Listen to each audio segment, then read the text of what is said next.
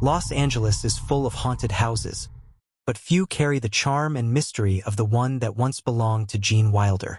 Nestled in Beverly Hills, the modest yet elegant home was where the legendary actor spent his final years. Wilder, known for his whimsical and deeply expressive performances, left an indelible mark on Hollywood. But, according to those who now reside in his home, he may have left something else behind. In 2023, a young couple, Elliot and Marie Thompson, purchased the house. Elliot, a screenwriter with a deep admiration for classic Hollywood, had always dreamed of living in a home with cinematic history. Marie, an interior designer, saw the property as a place where they could build their future. The house, though not extravagant compared to Beverly Hills mansions, had an old Hollywood charm. Sunlight filtered through arched windows, casting warm golden hues across the hardwood floors, while lush greenery embraced the home like a quiet guardian. They were told about Gene Wilder's connection to the house, but the idea of a haunting never crossed their minds. The first few weeks were peaceful until Marie began to hear music. Soft piano notes drifted through the air late at night, an oddity given that they didn't own a piano. Elliot dismissed it as distant noise from a neighbor's house. But then came the laughter. It was unmistakably warm yet eerie low, amused chuckles, the kind that belonged in one of Wilder's films. Marie heard it first in the kitchen, then Elliot swore he heard it in his study. The sound had a peculiar quality to it, familiar, but not quite of this world. Then the lights. Lamps would flicker with no electrical issues, always at the same time in the evening, just as the sky turned purple over the Hollywood Hills. The chandelier in the dining room, which Marie had personally selected, would sway gently, as if someone had brushed past it. One night, after returning from a dinner party, they found something chilling in their living room. On their coffee table lay a single golden ticket, a near-perfect replica of the one from Willy Wonka and the Chocolate Factory. Neither of them owned it. They searched the house, convinced it was some elaborate prank. But the doors were locked, the security system had remained armed, and there was no sign of a break-in. That night, Elliot had a dream, at least he thought it was a dream. He was sitting in their study when a shadow passed by the doorway. When he turned, a figure stood just beyond the dim light. He recognized the eyes, first mischievous, twinkling with an odd serenity. Gene Wilder, dressed in his signature purple coat, tipped his hat and smiled. "You're doing just fine," the figure said. Elliot woke up, drenched in sweat, heart pounding. But the most unsettling part? On the desk where he had fallen asleep writing, a new page had been added to his script. He had left it unfinished, but now, in his own handwriting, though he didn't remember writing, it was a perfectly crafted scene. The dialogue, the comedic timing, it was better than anything he had written before. Marie, too, had her own encounters. Once, while arranging books in the study, a copy of Frankenstein fell from the shelf. A nod, she realized, to young Frankenstein. When she picked it up, a voice, faint but distinct, whispered, "Put the candle back." Instead of fear, a strange comfort settled over them. Whatever presence lingered in the house wasn't malevolent. If anything, it was playful, theatrical, as if Wilder himself had decided that death wasn't enough to keep him from a good performance. They stopped questioning the small things, the laughter, the music, the sudden bursts of creativity that seemed to come from nowhere. The house had a soul, and in some way it still belonged to the man who had brought so much joy to the world. Elliot finished his screenplay, the best he had ever written. Marie designed their home with elements that paid homage to classic Hollywood.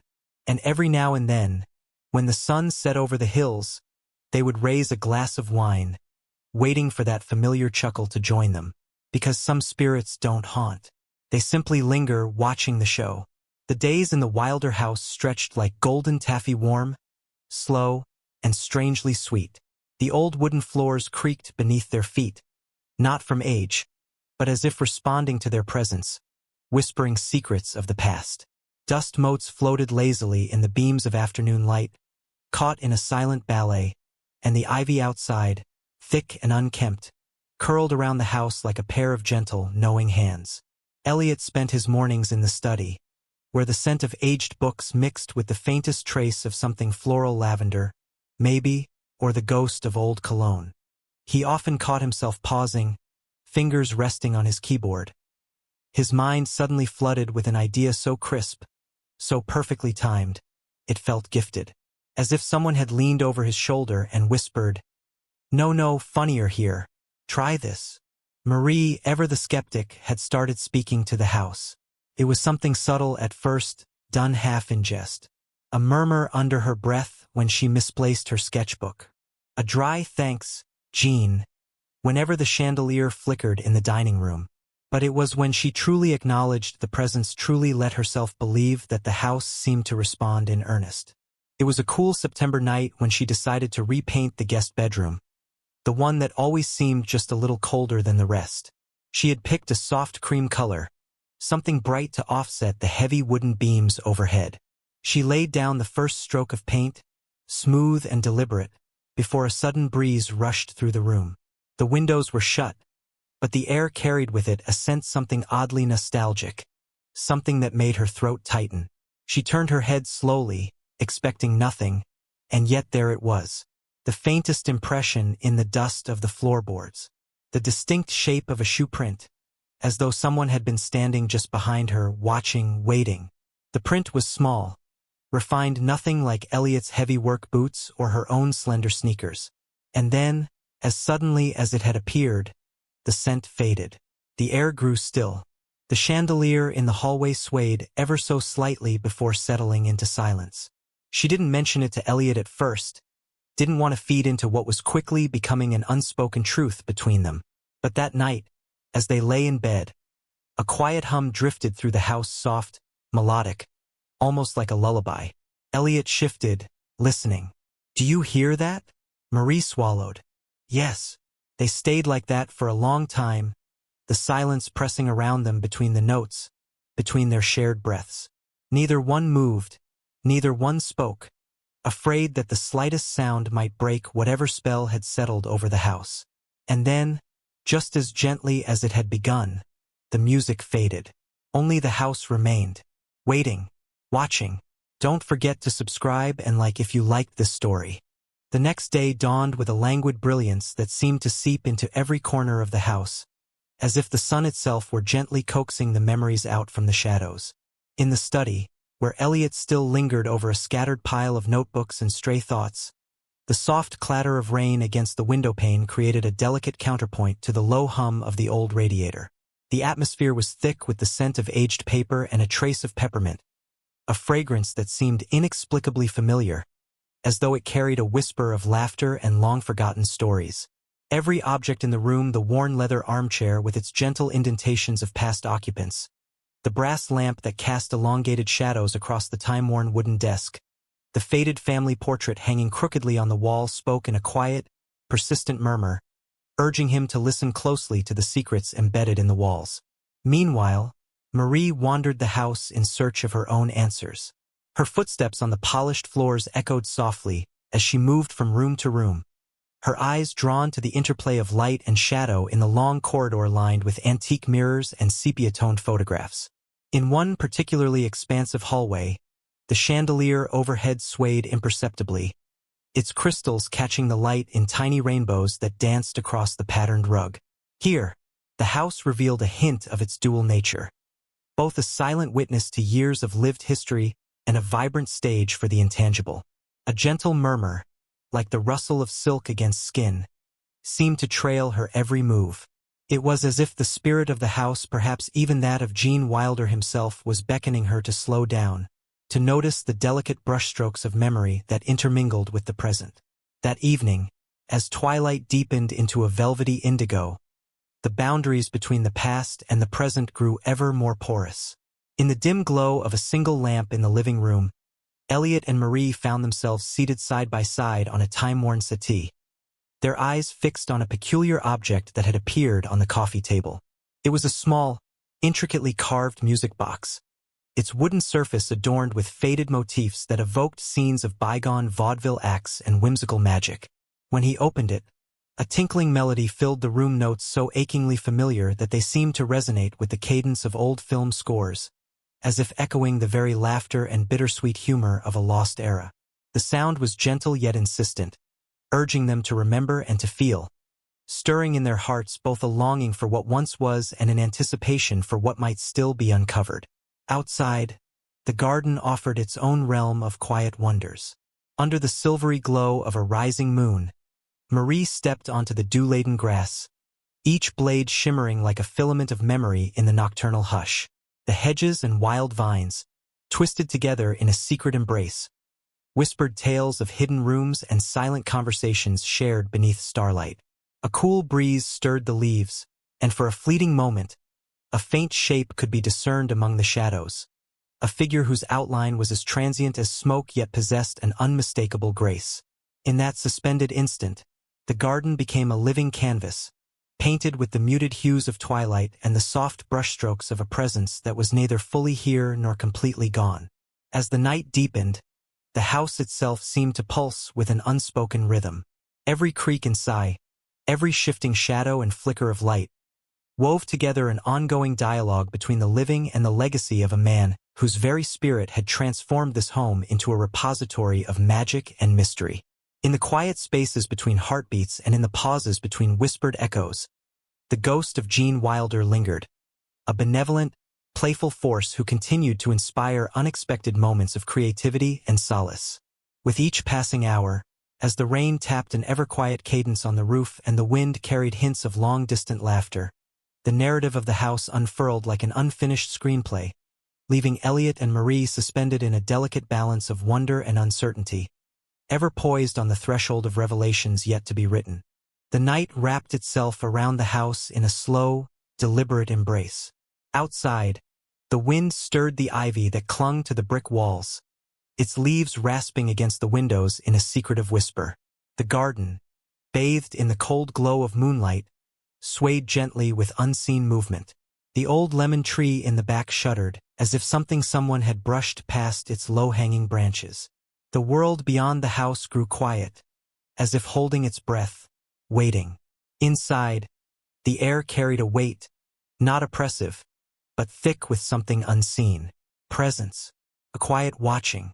Elliot sat in the study, the glow of his laptop screen flickering against his face, casting deep shadows beneath his eyes. The words on the page felt different tonight. They flowed with a rhythm that was not entirely his own. He wrote, his fingers moving across the keyboard, but it was as though another hand guided his thoughts. A line of dialogue witty, sharp, laced with that unmistakable mix of humor and melancholy appeared before him. He stopped. His breathing slowed as he read it over. It was perfect. Too perfect. Elliot leaned back in his chair, the leather groaning beneath his weight, and let his gaze wander. The bookshelves, their spines weathered with age, stood like sentinels against the walls. The old radio on the corner table, one they had never turned on, sat in patient silence. And then, there was the air itself, shifting slightly, as if something invisible had just exhaled. A sound. Soft. Close. Laughter. Low, warm, unmistakable. Elliot turned sharply, his pulse hammering, but there was nothing. The room held only the glow of his screen and the distant wail of wind against the eaves. And yet he felt it. Presence. Something playful. Something waiting. Marie in the hallway felt it too. She had been standing before the antique mirror, adjusting the framed photograph that had tilted overnight. She had just touched the glass, her fingers running lightly over the ornate golden frame, when the chandelier above her swayed. Not violently, just enough for the crystals to catch the light, scattering fractured rainbows across the walls. Her breath caught. The air shifted behind her. Not a gust, not a draft. Something more. She turned. For a fraction of a second, she thought she saw movement. A shape slight, fleeting just at the edge of her vision. The kind of presence you sensed rather than saw. She stepped forward, her voice barely above a whisper. Jean. The word hung between her and the empty space. A pause. The faintest sound like the rustling of fabric. Then silence. Marie exhaled, shaking her head, but the weight of the moment lingered. A strange sensation settled over her. Not fear, not unease, something gentler. As if the house itself had acknowledged her. As if she had been heard. The night deepened. The house shifted, breathed, whispered. The radio in the study crackled, though no one had touched it. The old wooden staircase creaked as though unseen feet had descended. Somewhere in the living room, the faint melody of a piano stirred the quiet air. And in the garden, beneath the lemon tree heavy with the scent of citrus, the wind carried a laugh soft, amused, lingering. Presence. A reminder. A performance never truly finished. The house held its breath. Outside, the wind shifted, curling around the lemon tree, rustling the ivy against the windows like a quiet applause. The night had settled into its deepest hours, when even the city beyond the hills seemed to sleep.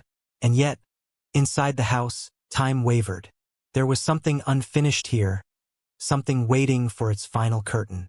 Elliot sat frozen in the study, staring at the screen. The last line of dialogue he had written still glowed softly in the dim light. No, no, let them wonder. The words pulsed in his mind.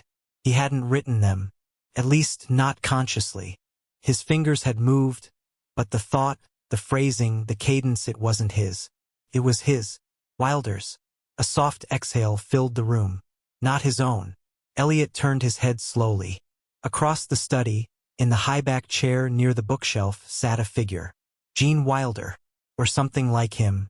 The form wasn't solid. Not quite. He was a sketch of light and shadow, a presence more than a person, the suggestion of a man who had never quite belonged to this world to begin with. His hair was a soft, ghostly halo, his eyes twinkling with the same mischievous warmth that had once captivated audiences. He was dressed in something familiar, perhaps the coat from Willy Wonka, or the crisp vest from Young Frankenstein, but the details blurred at the edges like an old film reel just slightly out of focus. Elliot couldn't breathe. He couldn't move. Then the ghost smiled. It was small, knowing, as if they shared a private joke. And then, the chair was empty.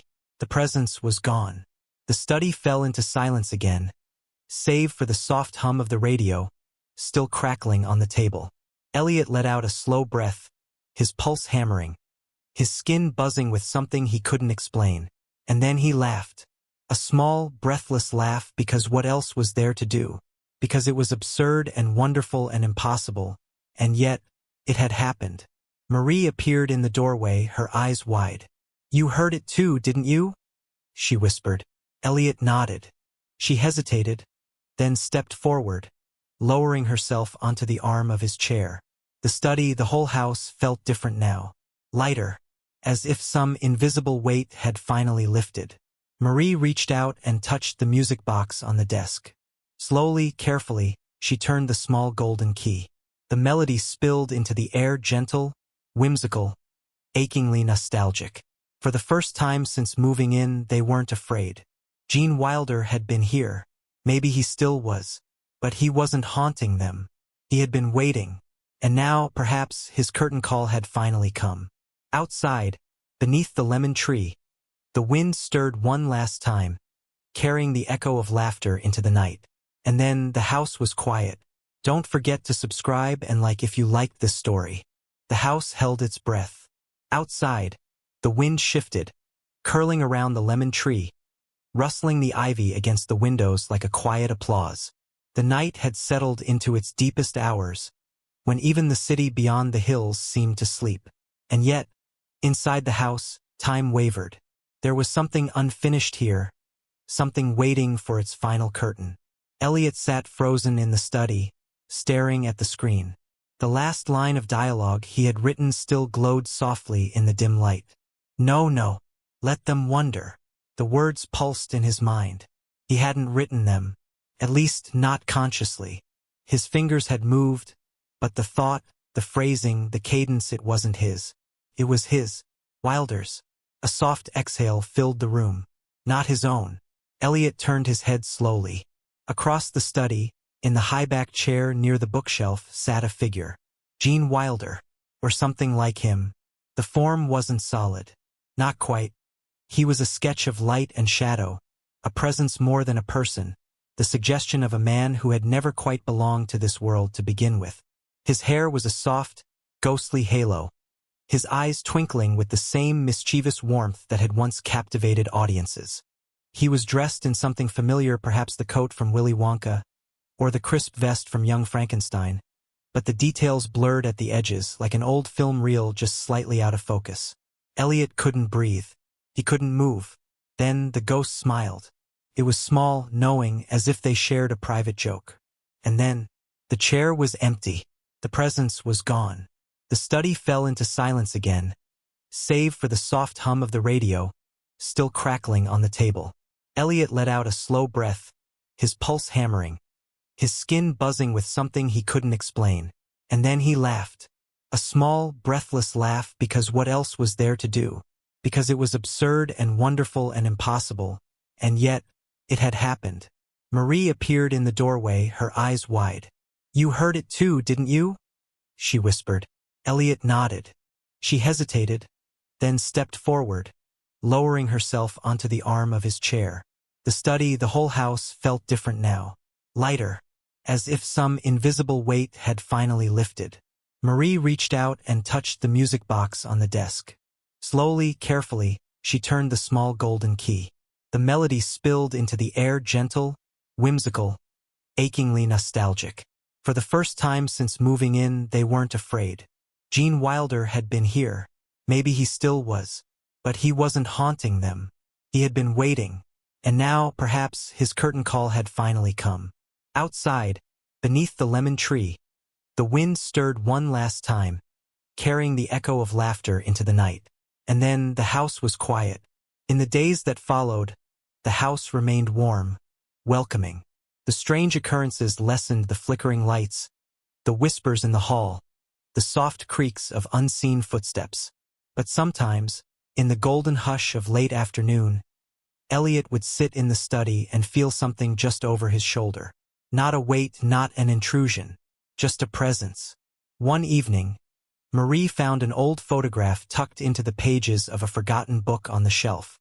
It was a behind-the-scenes shot from Blazing Saddles, Wilder midlaugh, his head tilted back, eyes alight with mischief. But what struck her was the writing scrawled on the back in neat, looping script. "A joke only works if you know when to leave them wanting more." She turned it over in her hands, feeling the worn edges, the ink that had long since dried. She smiled. That night, as the stars blinked into existence over the Hollywood Hills, they sat together in the garden, beneath the lemon tree, listening to the rustling of the leaves, the distant hum of the city. And just for a moment, just the briefest, sweetest moment, there it was again. A laugh carried on the wind. Then silence. The final bow.